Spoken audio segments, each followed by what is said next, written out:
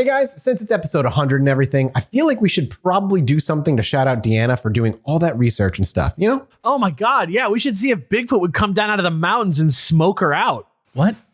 What are you talking about? Yeah, what? You know Bigfoot? Oh, come on. That's not what I meant. Bigfoot doesn't exist. So you don't think he'd be down? See, this is why we need Deanna here. No, we need Deanna because you two are crazy and someday it's going to get us canceled. Yeah.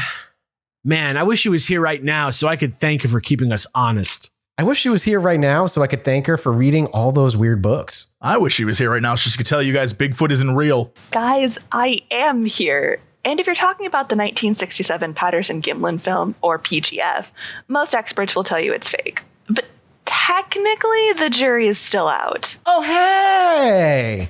Also, I'm pretty sure Bigfoot doesn't smoke weed. It'd be cool if he did, though. I give up. Honestly, it's been so fun. Happy 100 episodes, everyone. And from all of us here at the show, thanks to all you people out there listening and keeping the dream alive. And? What? Oh, come on, you know. Fine. And become part of the show yourself at patreon.com/Chilluminatipod. Here's to another 100 episodes, guys. And Bigfoot Christmas, everyone.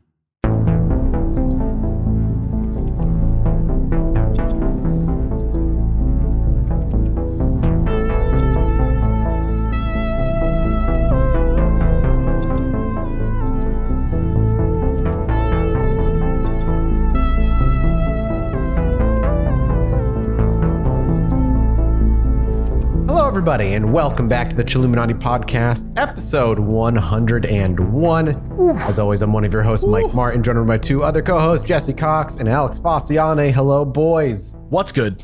Oh, we're so old now. 101. I know, we're on the other side. We'd end up on like Good Morning America. They'd do a whole thing about us. Oh, we're not that important. You know, no one would ever care that much. That's where what you're would wrong. we even do? We'd come on with like evidence. We'd come on with like some weird like model of a. Speaking of evidence, have you the UFO news has been out of control lately? Have you noticed? I don't know that any of it's everybody, happy birthday to Jesse, by the way. I don't know that any of it's Jesse, on my birthday. Don't spill Happy lies. birthday to you. Did you watch 60 Minutes? I did not watch 60 Minutes. No. Oh man, these pilots are saying they're seeing this stuff every time they go up. They said every day for the past 2 years. Every day that they go up in the air, they see aliens. Well, yeah, UFOs. They use the word aliens exactly. They called them the Greys. No, they didn't. They didn't. No, they did not. They didn't say aliens, but they did say they see them every day. And they had another video come out along with it like a couple days ago of another it's another black blip on a FLIR radar. They're watching way out in the distance and it's hovering over the water for like a good long while. And then it just blips under the water and you just hear the voice in the back. We have splashdown. And it just fucking goes away. It just goes under the water. So it's cool. The Navy's already acknowledged that it's a real video. So it's not like one of those hoaxy videos, but just like the other ones where who knows what it is. It's the same thing. It's not like you have what an HD. What do you think it is? I don't know, man. Be honest with me. Be honest with yourself. What do you think it is versus not what you want it to be? What do you think it is?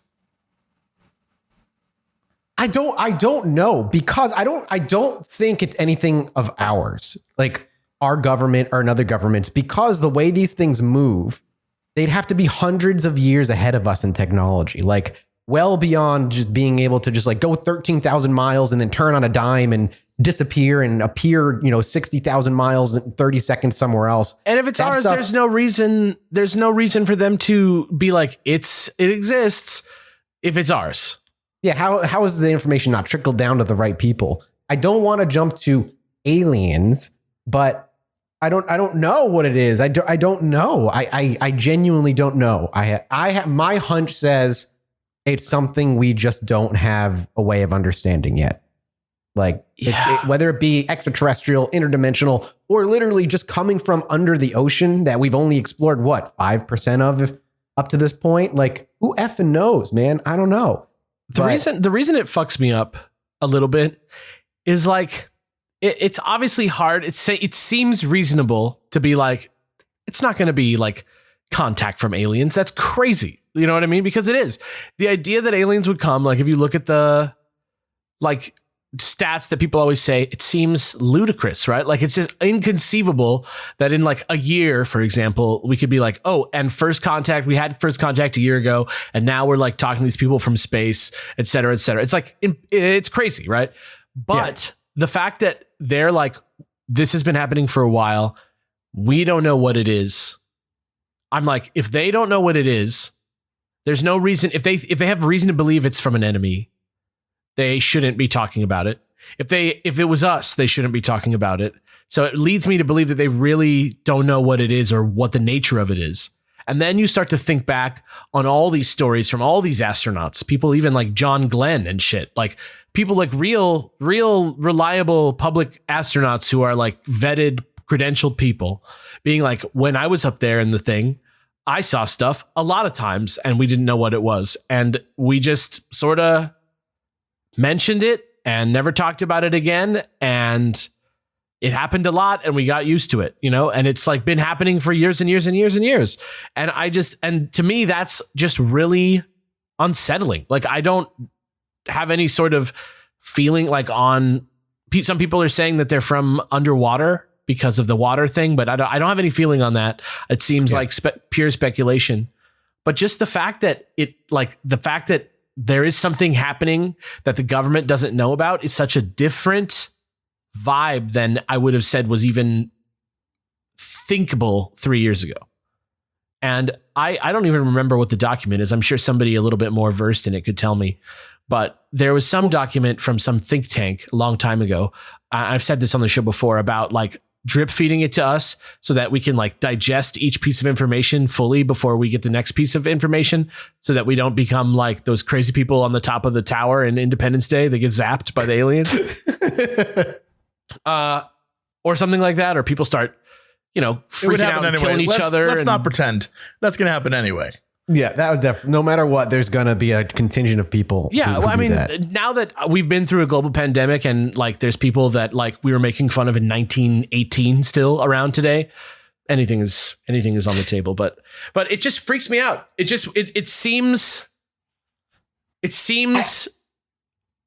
legitimized a little bit in a weird way that I don't even feel comfortable acknowledging, because it like starts to mess with my like conception of reality in a way.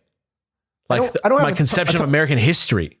Yeah, I feel similarly. We have a topic today by everybody. We'll get to it in a minute, but this is just exciting shit. Like in a couple of weeks, like the government is supposed to be releasing a full report on what they've seen, known about UFOs. However, I don't hold a huge amount of hope, because every time they release a report, it's heavily redacted and it's like, it's hard to parse much information out of it. So I don't know how useful it's going to be, but leading up to it, there's all this like, 60-minute stuff, and the mainstream media seems to be putting out stories a lot more. There was a CNN article, an ABC article. It's just a ton of stuff kind of coming out. For me though, if they were like, yeah, they're from outer space, we don't know what they are, but they're definitely from beyond. I want that really bad, but I also understand, I feel like my whole perspective of things would just be shattered. Everything would just mean something different. Why do you say that? It's what about your perspective? Like, what about you particularly would that shatter? Well, one, now I would know that there's this existence beyond us that probably within my lifetime. Don't you already believe that? Yes, but say visiting us, like literally coming into our planet, and like we are getting confirmation. Like if aliens were like France, you know what I mean? Like if you could just like go to the alien embassy and chat to aliens. It's like the biggest thing that's ever happened in our history, right? I'd have so many questions I would never get answers to, I think, because my life would be too short.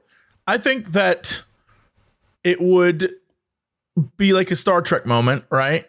Shout out to First Contact, the best Star Trek movie.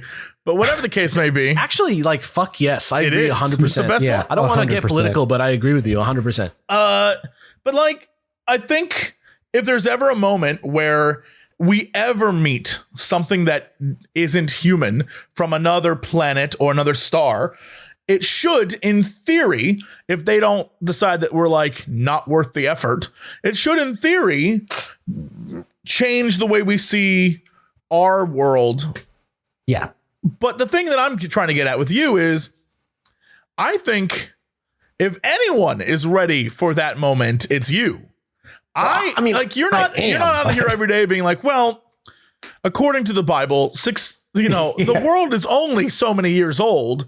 And so, like dinosaur bones are a trick. Like those are the people I'm worried about. Those are the people that like, I don't know how they would handle that. Like they would be like, those are demons, right? They would have to. That's the only thing they would be like, those are demons. I guess I don't mean like I would lose my mind in that regard. It would just in a philosophical way, I'd have to reevaluate everything. It's the same way. Not even a bad thing. But like, it would mean our understanding of our own sciences are meaningless, right? It means that we just haven't caught up yet. Right? It means that like they've had more time with it than we have. It doesn't make our work any less valuable. They're just ahead of us. They've been doing it longer. Like that. It also would make me. But if they are able to do these things, it means they could just snap and obliterate us if they ever so chose. And that would be kind of scary little thought in the back of your head. Yeah, but here's the thing. A meteor could do the same and we would have no say. True. So like, I have those thoughts. Let me remind everyone, we literally watch like a small fraction of the sky at any given time. And so just, a thing could come out of nowhere and just get us. There's nothing you can do. Let it go. I think it's just sea change anxiety. You know what I mean? Like just the conceiving of that world is like stressful to me.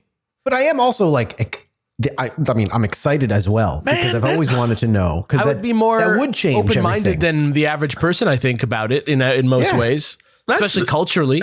It's so crazy. Like as the person here least likely to believe any of this happening, I'm also apparently the one with zero anxiety about it. I would be like, awesome, utterly awesome. I would be like, yo, this is the coolest thing out. I would finally actually believe we had a chance rather than everyone being like, oh, Earth is doomed. The aliens are going to get them. I'd be like, we might have a chance to pull ourselves out of this death spiral we're in. It really depends on what the message is, though, doesn't it? Yeah, absolutely. Well, it would also depend for me what alien we see.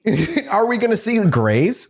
Because then that adds a whole interesting layer. I'm gonna let you know right now, it's not gonna be any of those things. It's not. But if it was, how fucked up would that be? If they were like, if it was, I would owe Mathis a steak dinner. At least one steak dinner. I would love it. I'm going to hold you to that. Yeah, if a gray shows up and is like, "Hello, take me to a leader," I'll be like, "Boop boop boop boop." Mathis, we gotta go out to dinner, brother. Yeah. Oh yeah. God. Well, we'll see what happens on that front. I'm excited though. We'll see. It's just crazy with just like the amount of UFO news coming out. We all shop online. Me, probably more than most since I kind of work from home. But that's why you should be getting Honey. Thanks to Honey, manually searching for coupon codes is a thing of the past. Honey is the free shopping tool that scours the entire internet for promo codes and applies the best one it finds to your cart. I recently used it to buy my new working computer a few weeks back, and it saved me a couple $100. Honey supports over 30,000 online stores that range from sites that have tech, gaming products, to popular fashion brands and even food delivery. The way it works is even easier. When you check out, the Honey button drops down and all you have to do is click Apply Coupons. You wait a few seconds as Honey does its thing, and at the end, it finds working coupons and you can watch the price drop. Honey has found its over 17 million members over $2 billion in savings. If you don't already have Honey, you could be straight up missing out on free savings. It's literally free and installs in just a few seconds. And by getting it, you'll be doing yourself a solid and supporting our podcast. I'd never recommend something I don't use, so get Honey for free at joinhoney.com/chill. That's joinhoney.com/chill. joinhoney.com/chill. Today, though, for episode 101, I realized it has been since Halloween since we've done a reader or listener story episode. So I figured we were well due for one of those. Really? Halloween? It's like Halloween 7 months ago. Seriously? Time we actually did a reader listener story. I feel like we're doing them all the time. Like I think about it, like we do we do mini-sodes with one or so. Yeah. No, but I mean, I feel like I'm like in my mind, I'm like, we shouldn't do too many reader story episodes because but we only do like 2 or 3 a year, I think, overall. That's crazy. No, someone's going to correct your ass real quick. Oh, Jesus Christ. Here we go. That's incorrect. Right. You're wrong. All right. Well, that's what we've got today. And speaking of having things today, if you want an episode of this show that comes out exactly after this one, that's 15 more minutes of us shooting the shit about stuff that you're interested in, please head on over to patreon.com/ChilluminatiPod, where you can become part of the elite, secret, global spanning society that keeps this show coming out every single month. What do you get, Mathis? What do you get? Ad-free episodes. Unbelievable. Digital posters every Mind-blowing. month. You get a free t-shirt Chills. anytime we release a new t-shirt. Chills. And we also get mini-sodes, which you just got a mini-sode, as Alex had just said. That's right. Which is, But That's wait, right. it's And great. there's more. If you order right now, you'll get 2 Kobayashi Maru knives sent directly to you. These knives cut through tomatoes, cut through letters. Kobayashi Maru knives is like a Venn diagram of like a very specific type of nerd and a very specific type of door-to-door salesman. You guys remember? Shout out to the Cutco gang. They true. must have really went through it in COVID. I don't know what happened to those guys. Oh God. What happened to the door-to-doors in COVID? I don't it know, over? man. Did they just start trying to intrude into people's Zoom calls? Yeah, they went Zoom to Zoom. I know you're all in a business meeting right now, but let me tell you, I have 15 samurai swords. Imagine and if you making order that right sale. now, I'll give you another 6. That's right. You get the edge killer, you get the serpent sting, and you get the fillet knife. Yeah. And anyway, next season's profits are going to be, what? Hold the phone. Get my wallet. I got to get this. Hard cut to the salesman in a garage full of freaking samurai swords, smoking a cigarette and crying because he can't What get am rid I of the going to do shit. with all these swords? These swords ruined my livelihood. It's like a CEO. All right.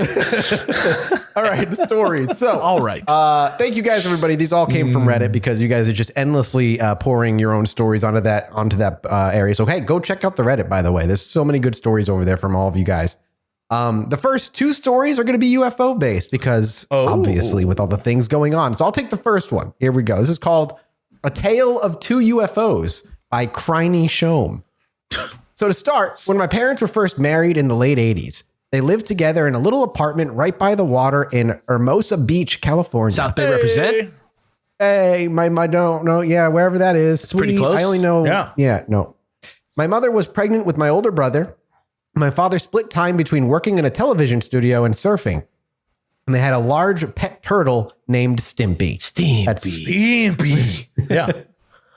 Oh, that cartoon disturbed me as a child. It disturbs people to this day. Let me tell you. Yeah. Have you fair seen enough. the one, the adult one? It's great. No, I haven't. Spike Oh, TV? I forgot they There's made an a new adult one. Ren and Is that it? Stimpy, and they sneak into a shower, and it's great. Just I think I'm great. supposed to be mad at the guy who makes that show, but I don't Yeah, know. no, why. like so F the too. guy, but like shout out to both Ren and Stimpy for being perverts. Anyway, continue, please. Okay, continuing. My parents have always been very religious and superstitious folks. So anytime they would tell a wild story, I took it with a grain of salt. Anyway, on to the UFOs. My mother told me that one sunny day in Hermosa, she and my father were taking a walk by the beach.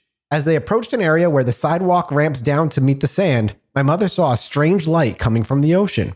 She pointed it out to my father, and several onlookers began to crowd around to look as well.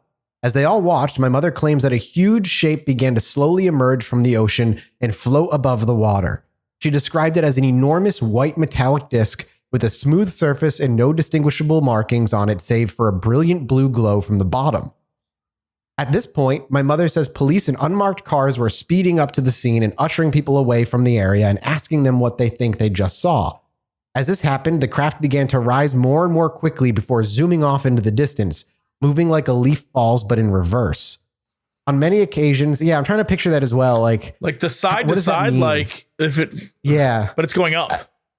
What it's a going weird up? way I to guess take that off. feather. I'm just thinking of that feather in Forrest Gump. Yeah, I can't get it out of my mind. but reverse. On many occasions, Yeah. sorry, go. You want to go ahead and do a Forrest Gump impression? It would a Forrest Gump impression. Yeah, is that what we're doing? Mama always said a spaceship is as a spaceship does. Great. Thank you for that. Yeah, there you go. On many occasions, both my parents told the story. Lieutenant die. You sound like Dracula. Die.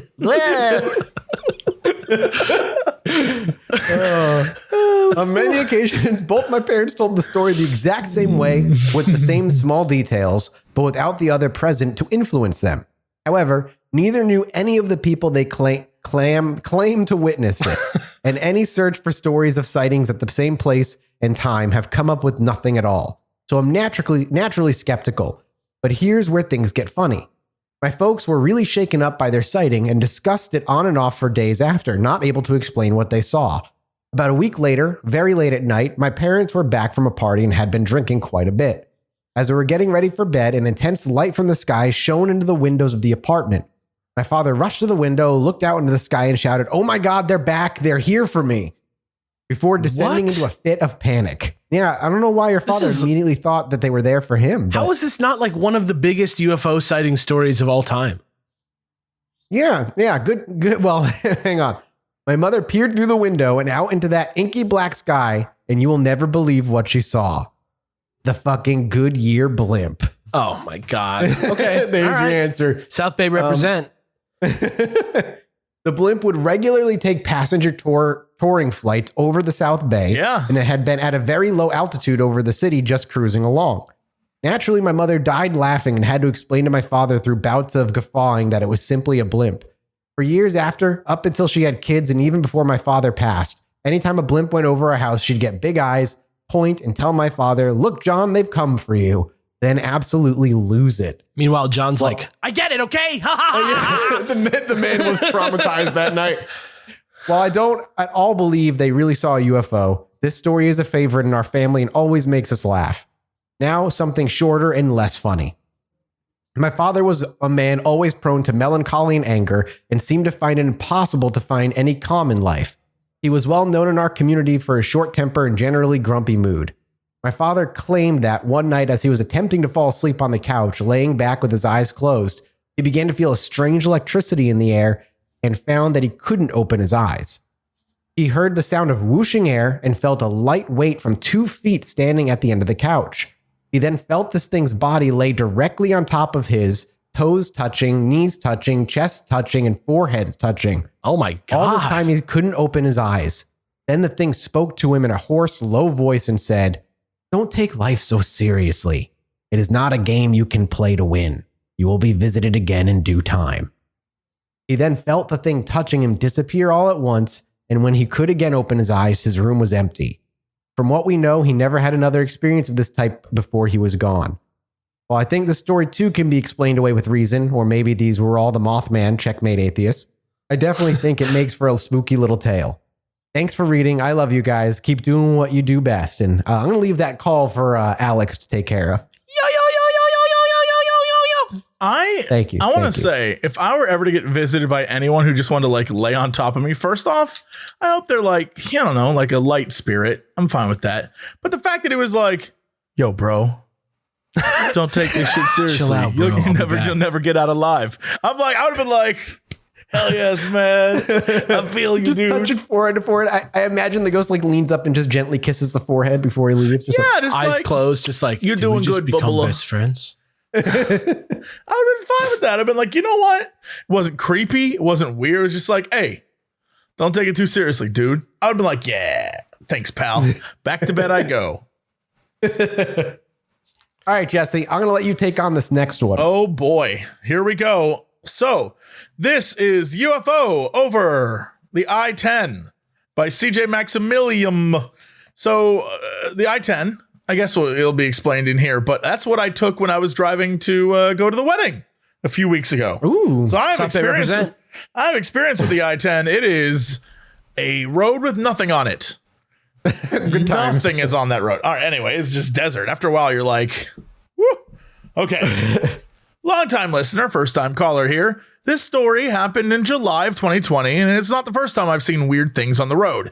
Jesse is not allowed to poo-poo this because I slipped in a good local eatery into the story for him. That's how it works, right? That is how it works. Yes, I can't wait to see what the local eatery is. I was at the time a cross-country truck driver. I had my own truck and was contracted to a company hauling air cargo between airports. It was a sweet gig and paid really well, with the weekend runs being the best paying. The only downside was it was always overnight work. So It's a cool Friday night in the middle of summer, and I have a run that's going from LA to El Paso, and it doesn't have to be there until Monday morning at 8 a.m. I have the time to drag my feet, and I could get the run put on a one pace. Oh boy, that English. That's a hard one. I could get the run put on one pay stub and make an extra grand on top of it. Damn. I rolled out of the LA warehouse about 0:30 local time, and with the warehouse being off the California 91 highway on Victoria Street and Wilmington Avenue, that is a very specific place. A quick aside, that's a really good Chinese place within walking distance of there. I know exactly where that is. I had a ways to go before I got out of the valley and out into the desert. It's now about 2:30. I had just left truck stop just before going up the hill and burning towards Phoenix. I love the trucker lingo in here. I just want to let you know that. It adds such a flavor. Yeah, it adds like a flavor to it. Burning towards Phoenix. That's like a great phrase. It is. And I was in a really good mood. I'd be in a good mood burning towards Phoenix. I was burning towards Phoenix earlier today, dude. Shit was lit. The further you get out of the marine layer near Long Beach towards the interior, the warmer it gets. That's a truther right there. I had the windows cracked and the air conditioning running just enough to help circulate air through the whole cab. My shoes were off. I had one of two bangs open and one cup and in one cup holder. I had one of two bangs open. What's that mean? What does that mean? They have one of their two bangs that they're going to drink open and in a cup holder. But what is a bang? One of them, it's a drink. Yeah. Oh, okay, yes. I'm old. Bang means drink? No. It's an actual brand of energy drink. Oh, is it? Yeah. Oh, like Bang Energy? Oh, okay. I thought this was more cool trucker lingo. I was like, I had one of my two bangs open. I was like, Alex. This guy's cooler than I'll ever be. And a lit cigarette between my lips. He is cooler than I'll ever be. This guy was like, it's too late. Rolling down the road. I actually had an episode of Chilluminati playing over the speakers to listen to. The James Dean murder car episode, if I remember correctly. I'm in this story. Yeah, he's painted a vision. Now we're part of it. Yeah, it's great. This is great. Now, at this point, I was in the middle of nowhere. Had to have been somewhere between Shiriako? I'll say Shiriako Summit and the state line with Arizona. It was a new moon out, so the only thing lighting this way ahead were my headlights. The winds were calm and the air was gently passing through my cab. The dull glow of the footwell lighting was the only thing illuminating the cab. Eventually, I noticed something out of my right peripheral. While there was no moon out, there were still plenty of stars out, so you could still make out the outlines of mountains in the distance. The thing was, I could make out the outlines of the mountains, but there was something in the sky. It looked to be keeping pace with my truck and skirting about maybe 100 meters over the surface. Now, I know what a plane or a helicopter looks like. I grew up in a house that was directly under the helicopter flight path of for an airbase. Even if they were flying at a similar altitude, with all exterior lighting off, as they usually do during exercises, they still make a hell of a racket. Like shake your windows out of their frames kind of racket. Doubly so for a plane. Even a turboprop airframe would produce enough noise that it'd be a dead giveaway. I now believe it was you. Dead quiet. Yeah, out my windows. So I'm very close to LAX, and I'm not like in the path of the airplanes, but what I am in the path of is every time a president or dignitary comes here, the helicopter flight path goes right past my apartment. Ugh. Those things, I'm just going to say, I'm going to let everyone know right now. Dear presidents, it is like shocking how close you come to my apartment. And I'm going to let you know, I can like see Marine One just like, and I feel like that's dangerous. If I'm that close, I'm just saying. Yeah, but it's not like it's like a fortress. I mean, I guess they did have a TAC helicopter. It's always cool. They have like attack helicopters with it. It's very cool. I guess if I'm over here like, boo, they could turn around and just blow me up if they wanted to, but.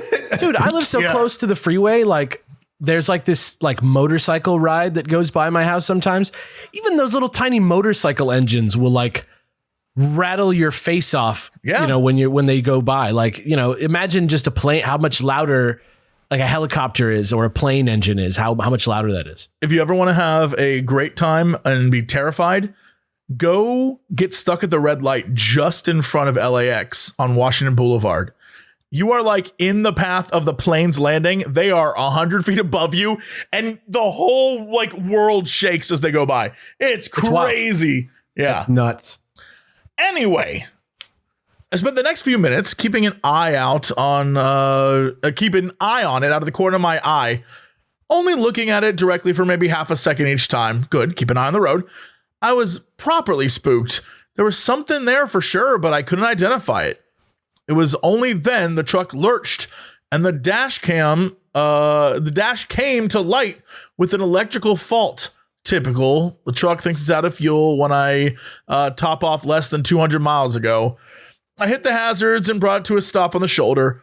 The lights of Blythe, I know where Blythe is the place that while I was driving back to LA, all the signs said, be sure to stop there because it's the first city in LA, it's the first city in California. So everyone there sells pot. So everyone coming from Arizona was like, that's where I'm stopping at. The lights of Blythe were twinkling in the far distance. I checked the clock. It was about 3:15 in the morning. I popped open the passenger side door, stepped out and lit another smoke while standing in the swirling dust and glow of my headlights while searching for this thing. I found it again. And I watched it carry on going eastbound over the interstate. I didn't feel afraid or terrified, a little spooked, sure, but not like I was pissing my pants. I got about 1.5 miles out before making a hard 90-degree turn straight up, and it did. I don't know why I said I was like, and then he took off and flew away. I flew into space with him. Yeah. And I joined him. Goodbye. I joined him in orbit and we held hands when he flew into space. I took a good long drag of my cigarette and stood there in awe for a couple minutes. I stepped back in my truck's shadow facing away from the road to take a leak. Okay. I spat my nearly spent smoke on. Damn it. This guy has the coolest William Burroughs verbiage over here. Yeah. Right? I spat my nearly spent smoke into the damp dirt before I love that he took a piss. And then, no forest fires, threw his cigarette into that piss. I love everything about this man. Anyway, I spat my nearly spent smoke into the damp dirt before climbing back into my truck. Took a few tries, but eventually the damn thing decided I had plenty of fuel and fired right up. The Detroit diesel rumbling under the hood. I chuckled a little while and got back up to speed and back onto the pavement and saw my first UFO, and it was kind of cool. And that's the story. Thought it was great. I love the fact that this man was supposedly listening to our show. It's a great story. I cannot read cool lingo to save my life. I'm not the character actor who's like, literally the phrase, I spat my nearly spent smoke into the damp dirt before climbing it. I can't even read that. I couldn't even read it there. I can't do it. It's like too cool for me. It's like Rebel Without a Cause over here. And I'm just like, it was burning on the way to Phoenix. I'm like, I don't deserve to read this story. I don't even I'm ashamed. You feel like shitting on it though? He said you're not allowed to. Well, I mean, he didn't. I like he how didn't much say knowledge anything. there is. Like you got to give him respect for that. Like he's like, here's my knowledge about airplanes. This is why it wasn't an airplane. At the very least, he didn't say anything that was like crazy. He was like, I was driving and I saw a weird thing and I don't know what it was, and then I saw it like shoot up into the sky. Like, and that's out of all the stories we've gotten, that's one of the least, like, it wasn't like, and then the gremlin said to me, hoo-to-hoo, and you're like, what the shit? These are the most believable stories. These ones and ones that are like really weird are the ones that I always believe. Like this one is like very like exactly how you would imagine this going in real life, right? If you had to imagine it realistically. But then there's that story about the door, from the other day with the floating door. I don't remember if that was on a mini-sode or in an episode. It was a mini-sode. Yeah. It was a mini-sode. Yeah. The floating door story was very bizarre. Which you can find right now on patreon.com/Chilluminati And, it's just so specific and weird that I'm like, that probably happened. Like, I don't know. I don't even understand the motivation of coming up with something like that because it's just like strange. It doesn't make you seem like cool or anything. It's just like a weird thing that maybe happened, Yeah. Yeah, those are really fun. And I like the ones where they're so high they break themselves down to mathematical equations. Always a joy. It's relatable. You know what I mean? Yeah, that's that's relatable. Yeah. Exactly. Mental Health Awareness Month is worth celebrating, but it shouldn't be our focus just for May. It's important to be working on your mental health all year long. The positive effects of therapy will create lasting change in all areas of your life. Your relationships, your career, and your overall happiness. A therapist can help you identify the habits and patterns that might be holding you back and how to move forward in the right direction. Before Talkspace even partnered with us, I had been using it thanks to my therapist's recommendation, so know that this is coming from a place of someone who uses this on a regular basis. Talkspace lets you send and receive unlimited messages with your dedicated therapist and Talkspace platform 24/7. With Talkspace, you set goals with your therapist and they hold you accountable and make sure you're really progressing. Therapy can help you shift your perspective, find tools to cope in difficult times, and be a guiding light. Moreover, it's affordable. Talkspace is a fraction of the cost of in-person therapy. Instead of waiting for an appointment, you can send unlimited messages to your therapist 24/7 and they'll engage with you 5 days a week. As a listener of this podcast, you'll get $100 off your first month with Talkspace. To match with a licensed therapist today, go to Talkspace.com. Make sure to use code CHILL to get $100 off your first month and show your support for the show. That's CHILL and Talkspace.com. This one's for you, Alex. Okay, so this is called The Shy Toilet Ghost by Hannah, and there's a trigger warning here that for mentions of suicide, so just be aware of that going forward. Hello, Mathis, Alex, Jesse, and anyone else reading this story. This is perhaps the most confusing story I have. I don't understand why it happened. I don't think I ever will. And honestly, I'm okay with that. It was scary at the time, but it's fairly comical looking back at it. So without further ado, the story of the toilet ghost. My friend went to a private school. This school has boarding. Yeah. What's up? Is this yeah, I was about to say, is this Myrtle? So anyways, I was the fourth name that came out of the Goblet of Fire in the Triwizard Tournament. Dear Life is really crazy for me because I don't have parents and I'm just trying to figure my shit out. And this old wizard is trying to kill me, who killed my parents. And it's just annoying. And now a ghost is trying to have sex with me in my bathroom. Do you know how hard it is to walk straight through a wall to get on my train? Anyway, this is a dumb bit. My friend went to a private school. The school has boarding students and consequently some fucked up kids and a history of suicides. There were loads of ghost stories I've heard from my friend and other students there over the years. One of the ones that made me most uncomfortable was the story known as The Blue Boy. I might get some details wrong here, but here we go. This story, as I remember it, consisted of 2 graduating class photos, one from early in the school's life, I think around the mid-1800s, and another around the mid-1900s. Both pictures had the class in front of a part of the building with a bunch of windows. Both pictures featured a blue-tinged boy in the window, the same boy. As I understood it, most of the students held this story as true. However, I wasn't convinced. At the time, I was highly skeptical of everything paranormal, including ghosts, and this occurrence has made me somewhat of a believer. However, I still am for the most part. This brings us to the night of a play. I believe it was Antigone, and my friend was doing lights or sound for it. I got there early and took a leisurely walk to the bathroom before finding a seat. I opened the door and immediately saw something strange. Someone was sitting in the smaller stall. As they heard the door open, they withdrew their legs behind the stall wall to hide from me, I guess. I don't really know. I thought, okay. Strange, but okay, sure. I shrugged it off and proceeded into the bathroom. I quickly noticed that the stall door was open. The way the bathroom was set up, you could see almost the entire stall interior from just a step or two into the room. I was shocked to find that there was no one in the stall. I checked the other stall, also nothing. There was no way they could have snuck past me. I was standing in the only entrance to that room. The air ducts were way too small for anyone to fit in, and the windows were barred due to concerns that kids might jump. I was a little shaken to say the least, so I quickly pissed and then left, which is how I like to leave every situation that I leave. That's one Especially of my Alex shows. rules. I watched the play, but I couldn't stop thinking about what the hell just happened. I proceeded to tell my friend and some other friends from the school with my wild, stupid tale of the shy toilet ghost while doing an incredibly bad French accent to ease the tension, as was my weird bit that I did due to being fairly awkward at the time. I still am, but I try not to care, and that seems to work. After that night, I always went to the further, less convenient bathroom for the remainder of my days using men's restrooms. Thankfully, I am no longer living as a man, and the conveniently placed women's room in that school has never held any spooky experiences for me. And now I hardly set foot on the property anymore, save for the occasional event me and my friend attend to support our underclassmen friends there. This is one of the 2 paranormal stories that I have. However, this is the more interesting one. This was my first strange experience that I couldn't chalk up to anything other than paranormal happenings, and has opened my mind a little. I am now somewhat less of a skeptic. However, I still don't know if I believe. Hope you all enjoyed and feel free to share on the podcast. Thanks, Hannah, for that story. That is maybe the most horrifying imagery that I can imagine associated with a ghost sighting, like that I wouldn't lose my mind about, if you know what I mean. Like, it's right on the edge of pure terror where I wouldn't be like, ah! But like, I don't think I would have been able to pee. Oh, I mean, when you got to pee, you got to pee. That's.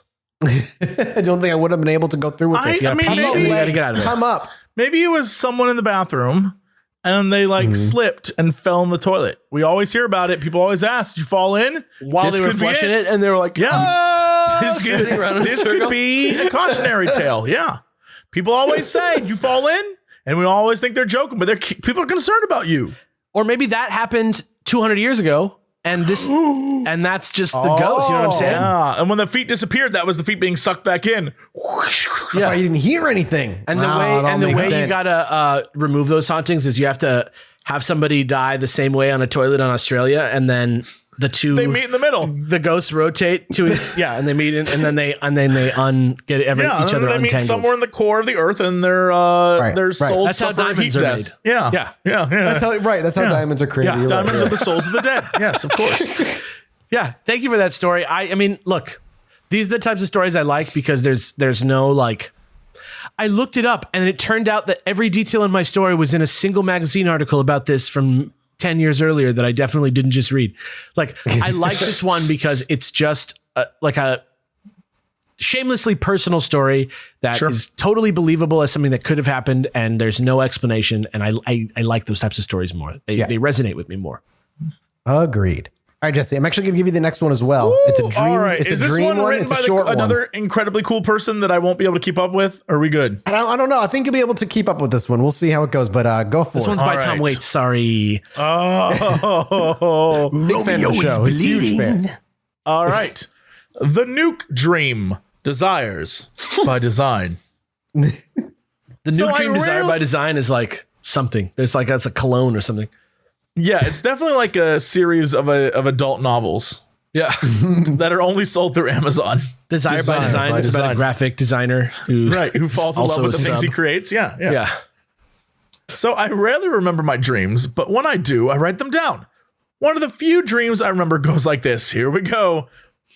It's late afternoon when the dream starts, already going about my day. For some reason, I'm working in a 50s diner, just the way you'd imagine a stereotypical 50s diner to look. Red and white color scheme, glass windows, everyone dressed in 50s clothing. The diner's in the middle of the desert, no discernible country or region. The day seems to go about normally for what my dream interpreted what a 50s diner might be like. Out of the blue, a fight breaks out between two of the guests. Neither of them have any faces, totally blank. No eyes, no nose, no mouth. The sound of static rings through my ears. Like they're trying to speak, but it's muffled. Have you ever seen a scrambled TV? You know what it's like when channels mingle with one another and the voices are muffled. It's like that. The sound of their static voices muffle more and more and become faded until it is totally silent. Everyone freezes, staring out the windows. Time suddenly stops. As I slowly turn, I see a flash of white. A nuclear bomb is slowly exploding in front of the restaurant. I wake up. And then the ink spots come in over the speakers. I don't want to set the world on fire. I mean, it does sound like you play a lot of Fallout. It's haunting, you know. This is the vibe that I love. That that scene that everybody makes fun of in Indiana Jones is actually really beautiful. Like the one where he like hides in the fridge and survives the nuclear blast. I mean, here's the thing. That scene the moment where he walks around that, like the place where they're gonna do the test is like haunting. It's great. Yeah, it's The dreamlike. result is kind of silly, but like that moment is certainly interesting for sure. Yeah, it's awesome. Yeah. This is like the American Nightmare, right? Like this is like, I don't know how old you are, Desire by Design, but if you're like 50, like, this was probably something you thought about all the fucking time. Maybe if you're maybe even a little older than 50, you know what I mean? Like, Yeah. I remember my cousin's grandpa told this story that he was like, all right, yeah, here's the orientation for if there's a nuclear blast at your school.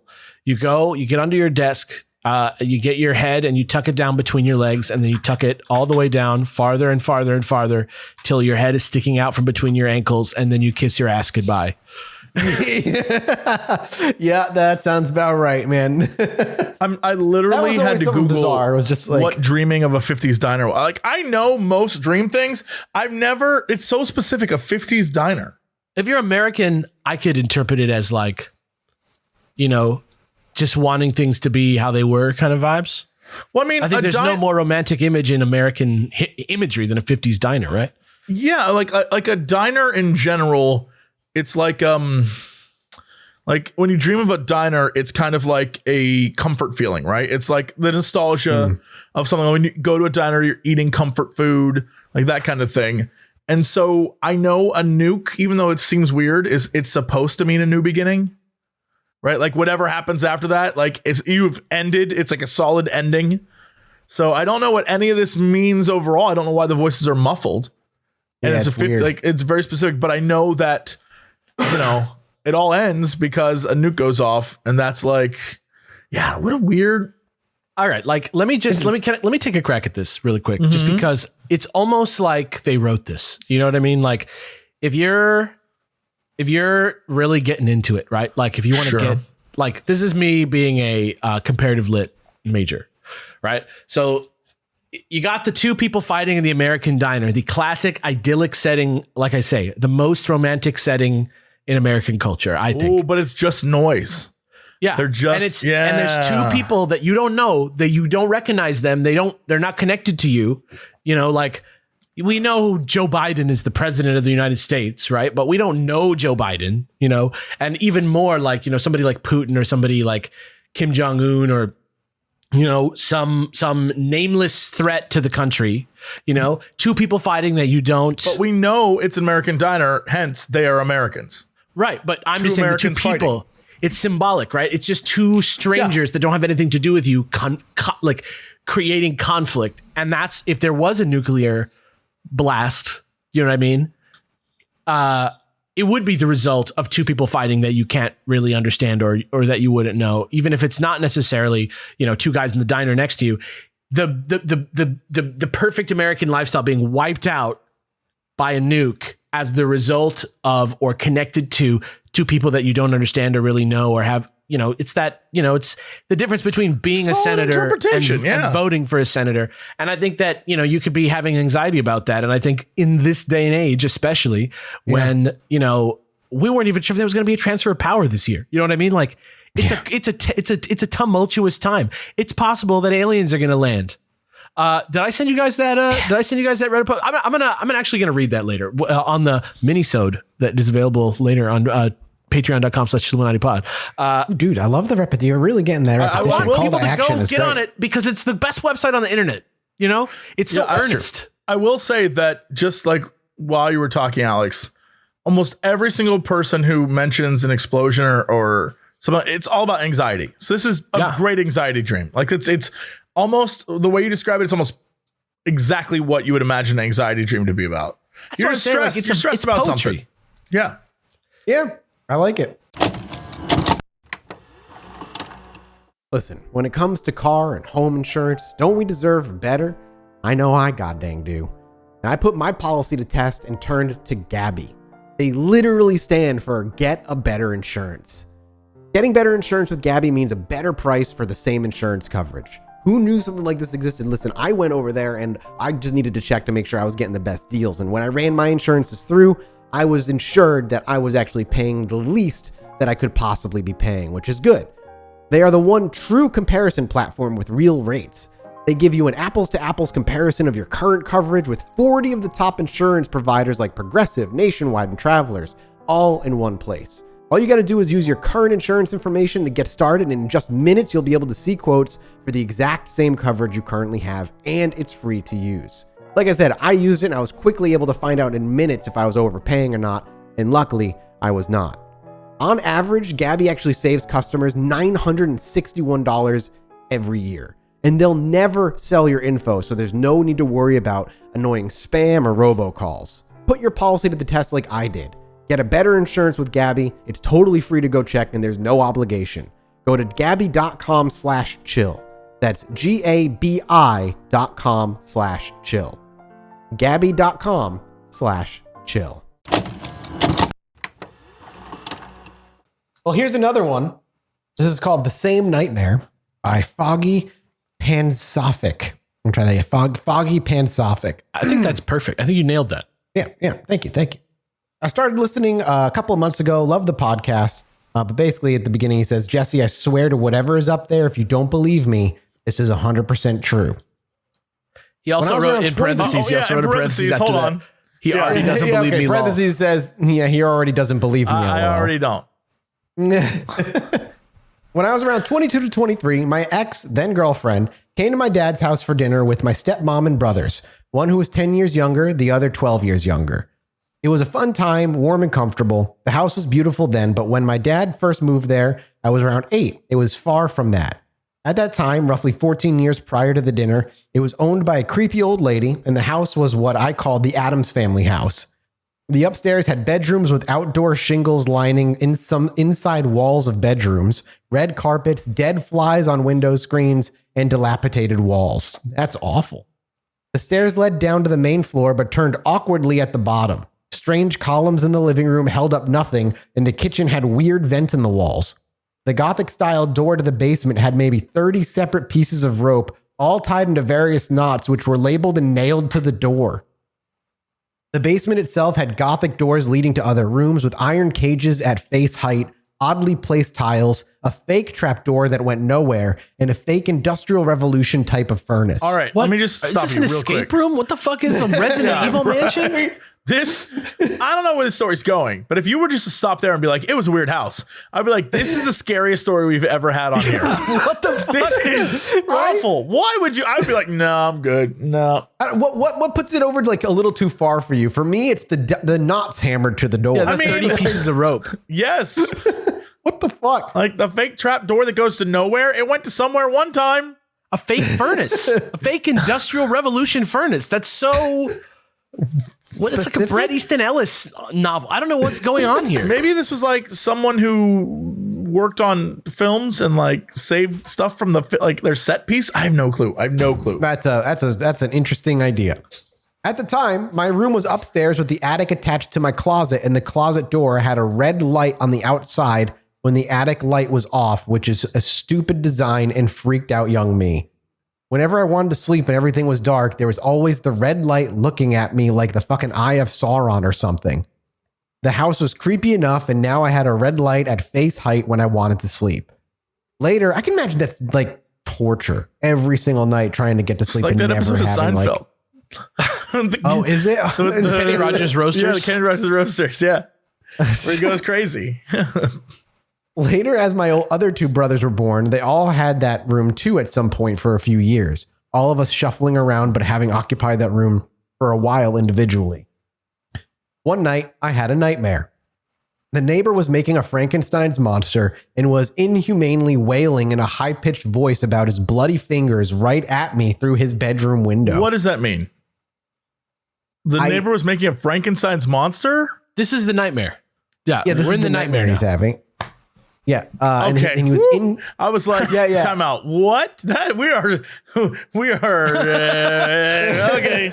It's How only do me. you know it was a Frankenstein's monster? Yeah. I'm the problem. Yeah. We are now in the nightmare. The neighbor was making a Frankenstein's monster and was inhumanely wailing in a high-pitched voice about his bloody fingers right at me through the bedroom window. It was borderline traumatizing how real it felt. I was paralyzed and unable to yell in my dream and freaked out upon waking up, unable to sleep for the rest of the night, and I kept the room light on. I kept it to myself, chalked it up to a dumb nightmare when the sun came up and forgot about it. So now fast forward to the dinner where I'm like 22 in this amazingly refurbished and warm house that I've gotten used to over the years with none of the creepy shit left over. And we were just joking about how much changed in the house and how creepy it used to be, all sharing stories. One of my brothers brought up that room with the light and said something about it bothering them. I, laughing, brought up that nightmare and said something like, yeah, that room creeped me out. And one night I had a nightmare that the neighbor was yelling at me about some kind of, and I couldn't quite remember, but my brother, 10 years younger than me, chimed in like he knew the answer. Yeah, Frankenstein's monster. My blood went cold.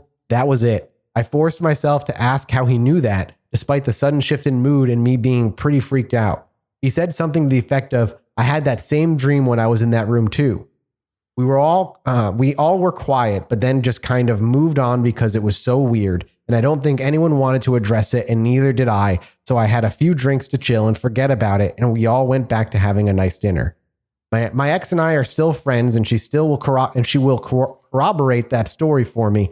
And I think about how crazy it sounds, and I convince myself I'm misremembering something. She doesn't like to think about it either. Was it the house? Something else? I have no idea. Any takers? Thanks for the great content, guys. Keep up the amazing work and look forward to new episodes. You all rule. That's cool. Ooh. Have you guys ever had shared dream experiences before? Because I have. I had a party one time at my grandma's house that was like 4 generations of my family at this party. And one of us started telling a story about a ghost we saw. And then suddenly it was like so creepy because everyone at the table was like, whoa, whoa, whoa, whoa, whoa, whoa, whoa, whoa, whoa, whoa, whoa. And we'd all had like extremely similar ghost experiences all in this same house because we'd all lived there for, at one point in time. And we were just all finding it out over dinner over 40 years of living there. And it was just totally creepy. That's wild. And then one time, me and my mom actually called my friend, my childhood friend and his mom, because we, the same night, had a dream where they went on a cruise and died. Oh my God. Yeah. Jesus Christ. And they were like, we're not going on a cruise. We're fine, like whatever. But yeah, that happened one time. That's crazy. Yeah. My shared dream, I remember it well, was when I was young. I was like 8 or 9. It was right after my grandmother died, and me and my mom had the same dream about my grandmother, myself, and my mom all hanging out. And it was like this weird kind of like comfortable goodbye type thing. Granted, you could chalk it up to filling in each other's holes because I don't remember it exactly how we told it, but I remember us kind of coming away and be like, that was really weird that we both kind of had that dream. It was cool. Some wild Brains shit. do weird things. Like, like a coincidence or not. You know what I mean? Like, yeah, exactly. The idea, like the metaphysical implications of a coincidence, even on like a weird mystical thing like a dream, is so like interesting in its own right that it's like paranormal almost without even having it to be anything. All right, Alex, this is the last story of the episode. All yours. Okay, here we go. This one is called An Odd Encounter at Alton Towers, which I think is also a roller coaster tycoon scenario. Just kidding. And this is by Delve In with Damo. Here we go. So I will start by saying I am a partial skeptic when it comes to ghosts, as in I don't believe that ghosts exist in the sense that they are the manifestation of people long dead. More to the idea that I believe there is more scientific ideas, like dimensional bleed through or warping in time in reality. Okay, that's that's a theory on ghosts, right? That people have. As some people may know, Alton Towers is a theme park in the UK, situated in Stafford, England. It was once a country home to the Earl of Derby Charles Talbot. The house was built in 1801 and was occupied for many years, and now is a shell of its original self. Visitors can wander through the house and gardens. In 2001, myself and my dad were pass holders to Alton Towers, which meant unlimited entry. So one weekend, we decided just to spend the whole day exploring Alton Towers' house and the gardens and other areas around the park, and not actually go on any rides until later in the day. Now, at this time in the UK, there was an outbreak of foot and mouth, which meant the park was extremely quiet.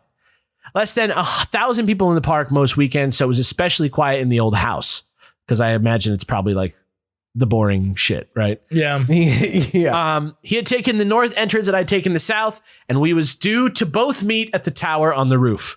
Neither of these routes would connect us together. I remember walking through the dining hall and looking out over the park. As I turned around, I thought I saw the head, arm, and back and left leg of a figure walk left of a corner. I thought nothing of it as I just assumed it was my mind playing tricks on me. But as I walked further into the house on 2 other occasions, I had spotted what looked to be a figurehead in head to toe in black walk between doors. And I had to follow as they were in the direction of where I was heading to meet my dad on the roof. On another 2 occasions, I had heard whistling. And by the time I had got to the roof, no more than 20 seconds later, my dad had appeared via the opposite roof entrance. To this day, I still don't know exactly what I saw. Maybe my dad was being an asshole. It's spelled arsehole here, but I can't say that without sounding like weird. And playing tricks on his 12-year-old son, or possible paranormal activity. But that was my experience in the house of Alton Towers. And years later, I came to find via Most Haunted, the TV show in the UK, that it is meant to be haunted. And my God, if you love ghost shows, there is maybe not a better one than Most Haunted with Yvette Fielding. Shout her out once again as many times as I can. I hope you guys enjoyed this, and I'd love to hear from others in the UK who may have had the same experiences in older houses. P.S. to the people from other countries, there's a cool tale which a ride is based on in the park called Hex. It is the story of a local oak tree which is changed to stop the members of the Earl of Derby's family from dying after a curse was put on their family. It is a real tree. You can find pictures of it, and is a great tale. And they based a ride on it? Off a tree? It's called so. the Hex. Called Hex. Maybe it's like a roller coaster that looks like chains, kind of vibe. Oh yeah, I kind of want to look it up now. Hang on, let's see. Yeah, I got to get a glimpse. Hex roller? Hex Hex, ride? the Legend of the Towers. Oh my God. Yeah. Wow. It's like a ride. It's like a full on. Oh yeah, there it is. This is like some. Like a castle? There's a budget in this ride. There's some stuff going on here. Has like Twilight Zone energy to it. Oh my God, this thing looks like really good. Yeah, it looks freaking insane. All right. Yeah, I mean, there is something to that, right? Like, I don't know. I mean, people always say it's like frequencies and stuff or whatever. Vibrations. Yeah, that like cause you to have like weird hallucinations and stuff like that. Mm-hmm. But there's just certain old places that just give you this vibe. And sometimes it's new places too. I feel like there's like a special amount of emptiness that needs to be there. There needs to be like a lot of space. It's usually not a claustrophobic space that's haunted. It's usually like a big open winding space. It's like almost like you have no sensory like excitement going on. So you like invent more activity or something. I don't really know it.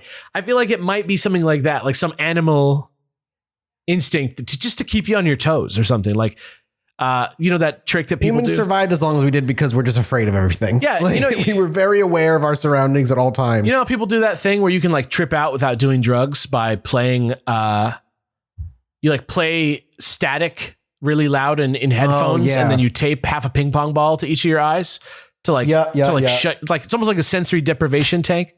And then without the input, your brain just starts to like create shit to fill the void. Yeah. So there's no dead air.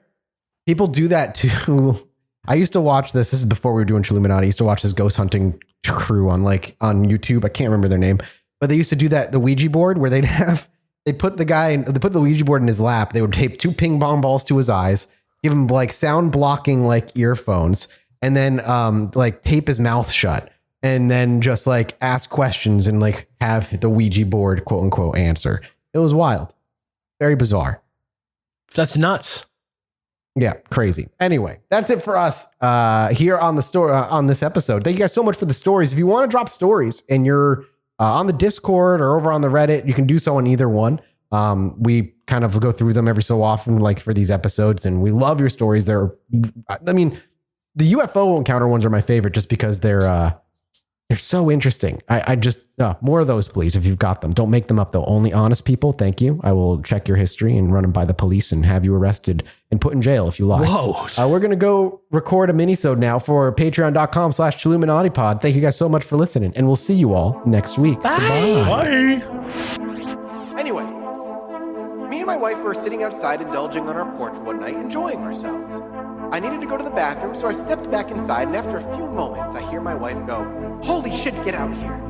So I quickly dash back outside, and she's looking up at the sky in awe. I look up too, and there's a perfect line of dozen lights traveling across the sky.